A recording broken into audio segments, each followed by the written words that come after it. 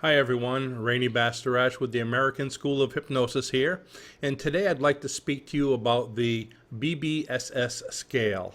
Now the BBSS scale is a combination of a simple, I guess you could say suggestibility scale combined with the brainwave states.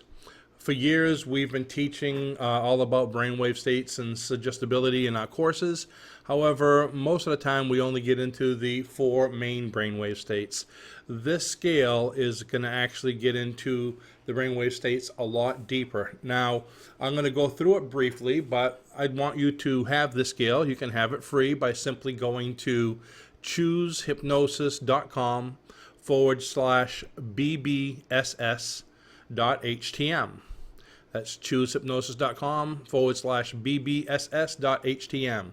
Or you can go to Google or Yahoo and just punch in BBSS scale, and it should be the first listing you find there.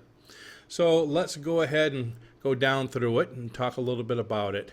As you can see, it gives a brief introduction on this page, and it speaks about what brainwave frequencies are. It talks about the basic suggestibility. So it gives you all the basics to get you going, because a lot of people, I'm sure, aren't aware of what brainwaves states are, that they're measured by the EEG machines you see. Matter of fact, you can see right up here, I got my primitive one doing a little swap of information. But these EEGs measure your brainwave states through either what's the word I'm looking for here? I'm losing my thought process. Cycles per second or hertz. Okay, so through speed or amplitude, and it explains all this. And as you go down a little further, it gives a little explanation of how the chart works. And here's the beginning part of the chart. I rank these from 0 to 7. Okay, now as you go through, this is what most people are familiar with brainwave states: beta, alpha, and I'm talking about this right here, theta and delta. Those are the four brainwave states. And I put in a fifth one up here, epsilon. So let's talk a little bit about that, and I'm going to show you how much further it can go. So beta, of course, is your waking state, which is what most of you are in right now watching this video. It's your active, busy, doing math. Usually anything having to do with the five senses is in a beta state. Now, as soon as you relax, take a deep breath, close your eyes, you come primarily in the alpha brainwave state, which is right here. Now, you can see it shows a measurement. Beta is about 12 to 25 hertz per second. And to give you an example, 1 hertz or 1 cycle per second is about the same. Alpha is 8 to 12. So you can see as you relax, so does, these are people over here, so does your consciousness. That's what these lines are for. See this person, as he gets into beta, they're not touching, but alpha, you can see how consciousness kind of overlaps. So that you can get an idea of where this is going. And again, it'll explain all of that. I'm just trying to make a brief explanation of this chart, and you can study it on your own. And now alpha, of course, is where hypnosis starts, meditation starts, light catalepsy. Alpha is where short-term memories are held, and we're going to get a little bit more into what each stage is for, okay? And further down the chart, you're going to see this broken down by numbers. These are the numbers I'm correlating to. So alpha would be 1 and part of 2. This line over here, this is called the alpha-theta bridge, which is where alpha kind of overlaps into theta. And again, glove, analgesia, the hypnagogic state. So it you can see what's going on. It overlaps even more into theta. Theta is your dream state. Theta is where you have that cataleptic, almost like a paralyzed feeling, so you don't act out on your dreams. Theta is where your long-term memories, where hidden memories are, such as PTSD, or really traumatic memories. It's the place of hallucinations. Then you go through the theta-delta bridge, which is kind of like the overlapping, and you get into delta, which is the deepest state, one of the deeper states of hypnosis, where your body heals a minimum of 3 times faster. So yes, it can go a lot faster. This is where psychics are doing psychic work and telepathy, astral projection, contacting spirits for all the spiritualist people. Dreaming stops in the delta brainwave state, by the way. It's a dreamless, motionless, very deep, deep state of sleep. This is where the HGH is released, the human growth hormone, for those of you that are looking for the secret of youth. And then as it expands even further, crosses over into the epsilon state. Now see how much slower? Delta is 0.5 to 3.5 hertz.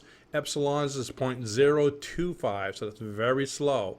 This is the place where they say the yogis can go into such a deep meditative state that people can't even tell if they're alive because there's no noticeable breathing or respiration. This is also known as the coma state, where the body shuts down all non-essential systems so it can heal extremely fast. This is the place where you would do out-of-body experience. So it's a very, very deep kind of suspended animation type state, where your awareness of the world is very much decreased, the awareness of the physical world. Now the interesting thing is, this is what most schools or most places teach when they get into brainwave states, is the epsilon, delta, theta, alpha, and beta. But these are the relaxation states. However, you can be hypnotized pretty much round the clock, whether you're relaxed or not. As we say often in our class, relaxation is not a prerequisite to hypnosis, so it also goes the other way. Okay, so 12 to 25 hertz in beta, which is what you're at now, but what happens when you really get multitasking and you do like I do over here with 3 computer screens as I'm talking to you? What happens is this goes even faster, so you can go down the other way into what they call hyperbeta. Okay, this is the hyperbeta gamma, but hyperbeta is 25 to 35 hertz. Then you get into gamma, which is 35 to 70 hertz. Now, what happens in these states, just to give you an idea? Well, beta, like I said, is your busy state, but a lot of your obsessive compulsive and a lot of the nervousness and stressful behavior and things like this happen in the hyperbeta, because that's kind of like, like we say about us people here in Biddeford, Maine, walking and chewing bubble gum, you're doing too much and you kind of get overwhelmed. Now, when you get doing even more, when you get into like gamma, this is where your critical mass becomes affected, where you're doing so much that you just can't absorb anymore. So much is happening around you that only a little bit can be done consciously, but the subconscious is unlimited. So when you hit critical mass, when you're doing too much, let's say doing your taxes and having a conversation, your mind is also highly open to suggestion. It's pretty much any suggestion given at that time will be accepted because you're so busy, you're not paying attention to it. It's like a covert form of hypnosis. So when you're getting from gamma on, you're also very hypnotizable. So and this is what we do with the analytical people, we keep their minds busy so you can kind of see where they are. This is why when you say, oh, they're not relaxed, it really doesn't matter. This is also, in the natural world, when you're not in hypnosis, this is where people are in their peak concentration, probably high-performance sports and race car drivers, athletes, this kind of things. This is where they are. When they say they're in the zone, they can do so many things at once, almost instinctively, okay, which we know is subconsciously. Now you go a little further beyond that, and you get into the hypergamma, which goes into lambda. Now notice the hertz or the cycles per second. Gamma is 35 to 70. The hypergamma is 70 to 100 hertz. And lambda is 100 to 200 hertz. Now lambda is the other end of the spectrum, okay, which is you're so fast. This is also a place, by the way, of out-of-body experience, a place of negative hallucinations, suspended animation. Sound familiar? We were talking about that when the mind was at 0.025 hertz. And I'm going to talk a little bit about that in a moment. The shamanic journeying through, or what they call out-of-body experience through hyperventilation is done in this area. So you can see we're going to move on here, and it's going to make a little bit more sense. Now what I did here, remember those numbers I had on the right? I did something else with the numbers here from 1 to, I believe, 7. just to show you the different things that can be done, okay? What I did, let's go to the title up here. I have the hypnotic state, the description, best level 4, and the level itself. So level 1, which is the bottom of alpha, basically just having your eyes closed and taking your deep breath, you're pretty much in this area. But it's great for creativity, relaxation, study habits, memory retention, test taking, nail biting, bedwetting. So there's quite a few things you can do in that area. Now you move up the list to number 2, and I'll try to get the line right there. You're getting into smoking cessation, weight loss, stress reduction, success motivation. Get into 3. Oh, we don't have to keep on going down because you can see the top there. 3. Most subjects for most things other than healing, spiritual contact, spiritual travel and regression. Let me see, what's the spiritual contact, travel and regression related should be conducted in levels 1, actually the lower levels. A lot of these spiritual things, like past life regression, don't have to be very deep. Matter of fact, sometimes it's better to use the lighter levels so that way you can speak to your client, they can tell you what's happening, and most importantly, they remember it when they open their eyes, so they can tell everybody in the group, if you're doing a group, what happened. You take them into level 4, 5, 6, they're having amnesia and they probably won't remember anything. And of course, that's why I always have a piece of paper nearby for each student. If you're doing a group past life regression or contacting spirits, when they open their eyes, they can write down what they experienced right away, because sometimes they'll still remember it before it fades away.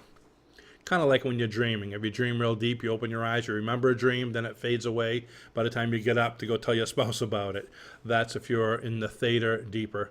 If you're in the alpha theta below the line on the alpha side, that's when you dream and remember your dreams. Okay, so number 4, well, let's just go 4 and 5 over here to make it easier with the gray part. Automatic writing, outpatient anesthesia, reopening traumatic memories is in 5. 4 is regression, past life regression, progression, painless childbirth, dental work, parts therapy, panic attacks, and awakening ESP skills.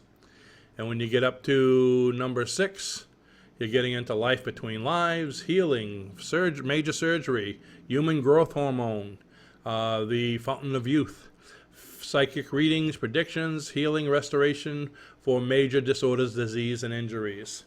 And number, I guess you could say 7 or plus, out-of-body experience, immune system. So again, you can read through all these and study them on your own as we go.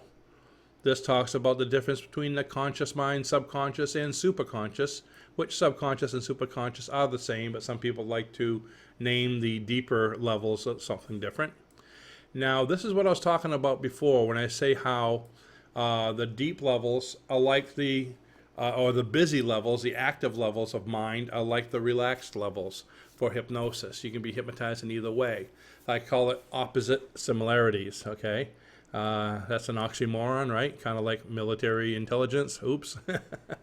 All right, let's get into this a little bit. Now, I made it kind of like on a circle to show you what happens. If you put beta down here, being the wide awake state, okay, then we go alpha, the alpha theta bridge. As you relax and go deeper, remember the brainwave states here? And I'm going through this quickly, but you can study this on your own just to see the interesting part.